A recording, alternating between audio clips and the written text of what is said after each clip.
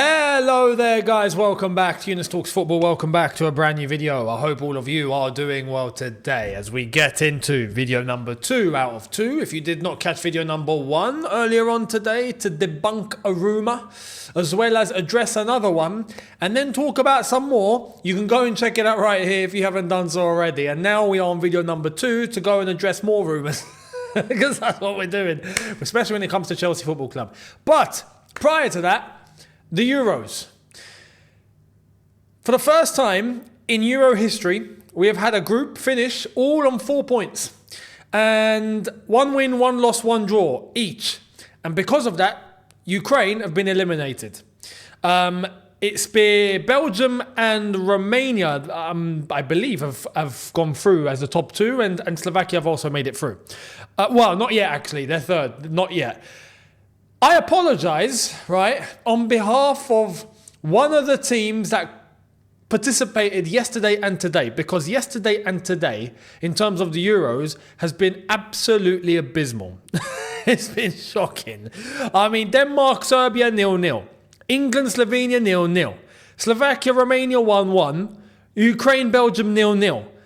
Please, later on tonight, Portugal, Turkey, the Czech Republic, like these guys, spice it up, please.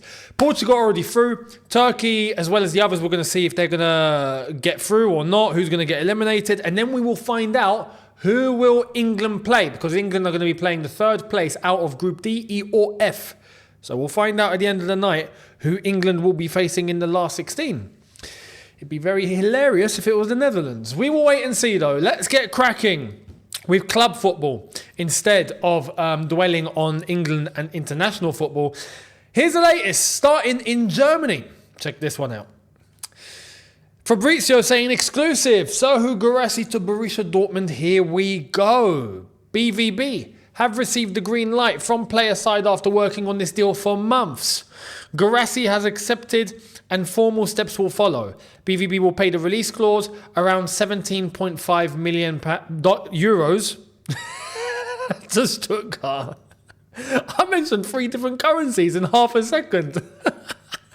Pound, euros. But yeah, basically, he's gone to Borussia Dortmund. I find it bizarre that Dortmund have had to deal with or work on this for months. I find that a little strange. There's a release clause, trigger it and talk to the player. Now, unless if he's been holding up, that's a different story. But Guirassy's on his way to Dortmund, and I can't help but think that this is an opportunity lost for Chelsea Football Club. It really is. For such a low fee, low cost, low risk, low everything, for an output that I think would be pretty decent, we still haven't got ourselves a striker. We'll wait and see what happens. Like I mentioned earlier on, Isak will not be happening for obvious reasons. Jonathan David, I think, can happen. But who would you pick, Jonathan David or Guirassy? You know, it's a tough one. Anyway, in regards to the striker market and who Chelsea have been targeting, it's been an absolute chaotic time. Talking about Chelsea and the strategy, what we're doing, what we're trying to do, well, we've got a bit of information, and this one's going to be interesting. Pay attention to this one. This has come from, CFCPYS, basically, on his private page, because he has sources. This is what he says in terms of what is happening within Chelsea. Chelsea are looking for a striker that fits Enzo Maresca's system. CFC sources are already briefing that he won't be sacked mid-season if there's rough patches. Todd Boehly was more intrigued by another manager not in the top 5 leagues. Chelsea's sporting directors failed to convince Olise. Hold that thought on the last one. We'll get to that in a sec. The briefs are that he won't be sacked mid-season if there's rough patches. We don't expect him to be anyway. Not at this point. And not on a 5-year deal. I mean, the risk is hiring Maresca in the first place. If you're willing to take that much of a risk, I don't think he's getting sacked.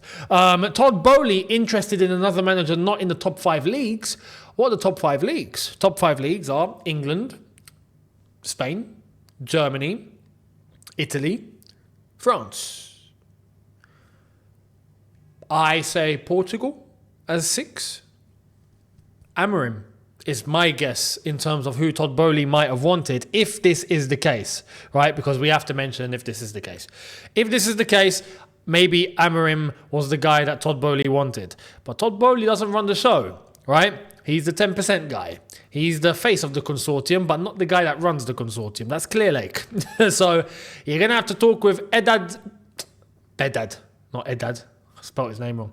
Bedad Egbali and Jose Feliciano as the guys that are going to be making the ultimate decisions at this football club. So there we are. We ended up with Enzo Maresca. Beautiful. Now, failing to convince Olise, this is where it gets interesting. There's more. Olise was very open to joining, but did not like that Chelsea were putting money in and focusing on other deals at the same time rather than securing him. Bayern took advantage and company convinced him. Champions League also helped, but Olise was very open to a project. You see, there was rumours at the time that Olise was the one that just turned Chelsea down. He rejected us, was the rumour that was floating about. As well as Chelsea have withdrawn, but they've withdrawn because Olise rejected us. I can't lie. For me, that's believable. I can absolutely see how a player would refuse Chelsea Football Club in this modern day and age. I can. It's not the hardest thing to imagine. Especially without premium European competition, not much stability. You don't quite know where the team's going. You got to have a lot of faith, right? A lot of faith to believe in this Chelsea project, right? And the way that it's going. You got to be flipping, one of those saints. That's how much faith you got to have in order to believe in this one. So listen, I can completely understand and get it if Olise was the one that just went, no. And then Bayern Munich are next to him going, yeah, okay, I'll take Bayern Munich. That would not surprise me. Especially as they're willing to pay him his salary as well and pay the fee without any question or hesitation. Doing all of this isn't a problem for Bayern Munich. And for us, it was rumoured as it was, but maybe Olise did reject us as well. And if that's the case, we got to hold that. Now, some people are trying to justify the whole thing by saying, well, he rejected us. What do you want us to do? He shouldn't be rejecting us. We shouldn't be in a position for him to reject us. Chelsea Football Club should be a club where a player goes, oh, whoa, hold the phone. Yo, it's Chelsea here. We used to be that. When do you remember us getting rejected outright? Well, it's going to be a more common thing, I feel, and maybe this is why we're shopping in the kiddie department, because kids don't know how to reject. I don't think anyway. Anyway, here's the latest on a certain striker that we don't have and one that we do have. Here we are. So Antonio Conte spoke on Victor Osimhen saying, I'm aware of his situation. I know there's an agreement with the club, so it's a different case compared to others. There's a pact between Victor and Napoli on his future, and I accepted that. Osimhen expected to leave this summer. So, where? That's my question. Where? And if the news that we heard earlier on in the week, the rumours saying that Napoli have lowered the release clause, or they're happy to take less than the release clause, not lower the release clause, you can't do that, but they're happy to take less than the release clause, is absolutely expected because no one's going to pay that money. But where is he going to end up? There's still no indicator as to where is he going to end up, because it won't be at Napoli. In fact, Conte wants someone else. Lukaku, Armando Broja, David Dutro Fofana and Mason Burstow are among the attacking options who are returning to Stamford Bridge this summer following loan spells away. Now, as we bear that in mind, this is what Conte had to say about Lukaku, who will be coming back to Chelsea very shortly. He's an excellent player, top player. There's nothing else to say. You always hope to have a player like Romelu on your side and not against you.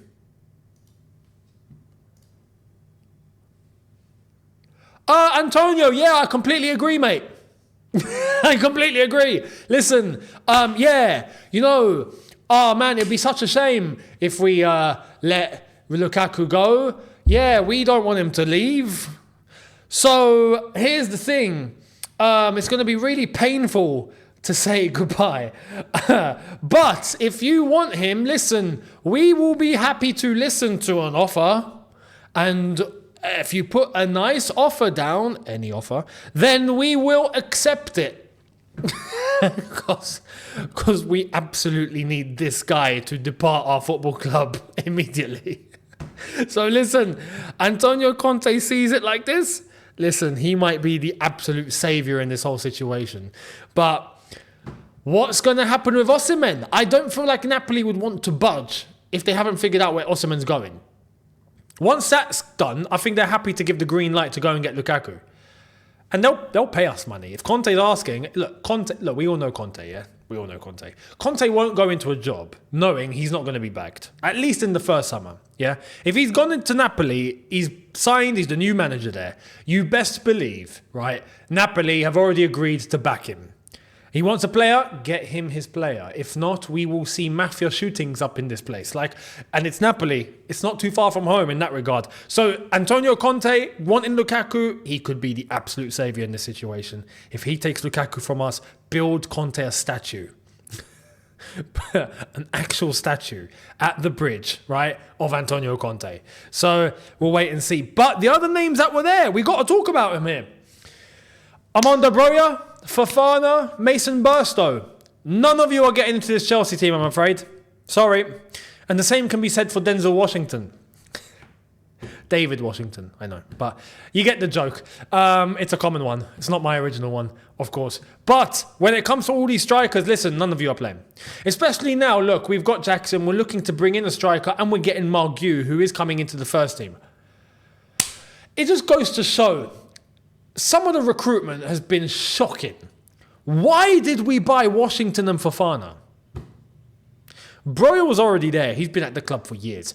Mason Burstow is an academy product, so not a problem. The other two, Washington and Fofana, why did we buy them? They haven't even played properly. You know, one little couple of minutes here, 5 minutes here, that's it. Not seen them again. Why did we buy them? What a waste of money and time. So this is where the recruitment... Are we making the same mistakes again? This is why I'm so hell-bent on not going after just kids. Because you're going to end up stockpiling on more just like these guys. And what, are we going to get our value for these guys? Listen, if we do, fair play. Because I don't know how that's going to be done. David Washington, for example, 20 million. Surely his value's dropped. Surely. We'll see. We'll see. Let me know your thoughts on that one. Much appreciated. Now, to end, there's a bit of doubt creeping in relation to Stamford Bridge. Well, let me clarify it because the doubt can be removed on this video. So let's get into it. Manchester United are considering selling the naming rights to a refurbished Old Trafford or a newly built stadium as part owner Sir Jim Ratcliffe seeks to drive up revenues. That's come from The Athletic. Thoughts if Clearlake did the same to Stamford Bridge? Yeah, you might think, good question, but easy answer. It's impossible. How? Chelsea don't own the rights to the name. Sorry. The CPO own rights to the name. It's the CPO that will decide if the name is going to be changed or not. If it's not, it shall forever remain Stamford Bridge. It's up to them. It's not up to the club. So... Well, I say the club, to the owners. But that's basically it. So Stamford Bridge will remain Stamford Bridge and no one's touching that. Even if the owners wanted to, they can't. The only way that this is actually feasible is if Chelsea build an entirely new stadium somewhere else and come up with a whole brand new structure and the CPO are just left for dead at Stamford Bridge. And I don't know if that's even legal. I don't think that's legal. I think there's definitely things in place that if Chelsea build a new stadium or something that the CPO follow them there or... I don't know. But anyway, Stamford Bridge is Stamford Bridge. And this is going to add... this adds even more questions as to why... well, not why. What's the situation with the whole stadium malarkey at Chelsea? What are we gonna do? Are we gonna rebuild? Are we gonna keep it as it is? We're not moving, I don't think. So what's happening? No one knows. So that's that. But Man United, yes, Man United do need a new stadium.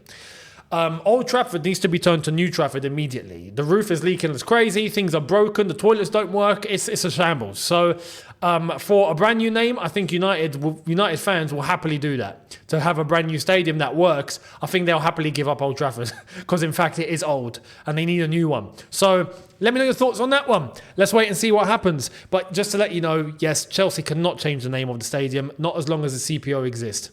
So no need to worry. Let me know your thoughts down below. Much appreciated. Do not forget to check out the videos that are coming tomorrow. Make sure you're here. Do not forget to check out the link in the description to my Second channel, my personal channel, where you've got a brand new video dropping in the next few days. Make sure you guys are going to be there for that one. And there's regular content coming onto that channel too. And I'll see all of you tomorrow for a couple of new ones. Check out the socials as well in the description. I'll see you lot tomorrow in a bit, people. Take care and peace.